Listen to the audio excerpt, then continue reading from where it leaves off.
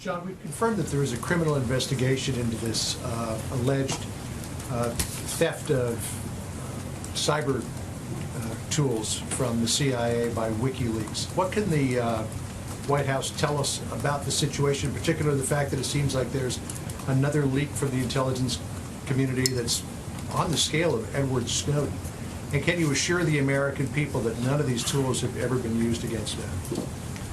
Well, there's a couple things in that. Number one, for obvious reasons, it is our policy as a government not to confirm the authenticity of any kind of disclosure or hack. That would be highly inappropriate for us.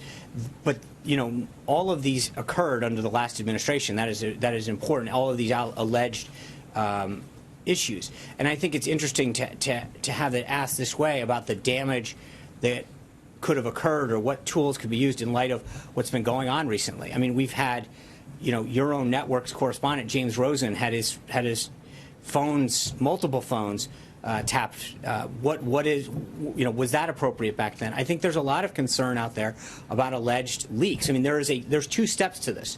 And I think what you saw over the last week in terms of this should be a major concern to people in terms of the leaks that are coming out and the desire to get to the bottom of them, whether or not specifically with respect to the disclosure that you're referring to, but I think the idea that we are having these ongoing disclosures of national security and classified information should be something that everybody is outraged in this country. This is the kind of disclosure that undermines our country, our security, and our well-being. And you've seen over the last 2 years, you know, depending on the leak, it depends on the outrage. It's interesting how whether the leak occurred under the last administration, you had member after member talking about disclosures that occurred during the last administration, whether it was members of Congress.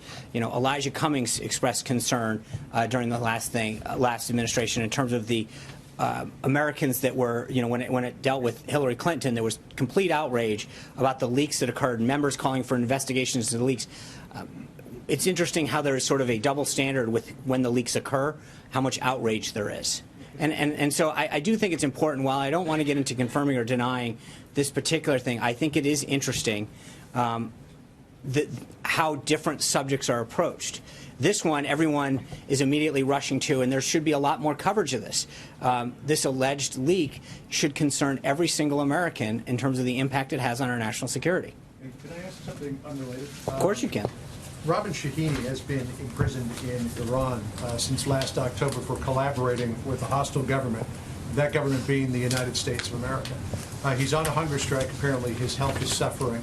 Is the President aware of Mr. Shahini's plight and that of 3 other Americans who are being held in Iran? And what, if anything, might the President be doing about it? Yeah.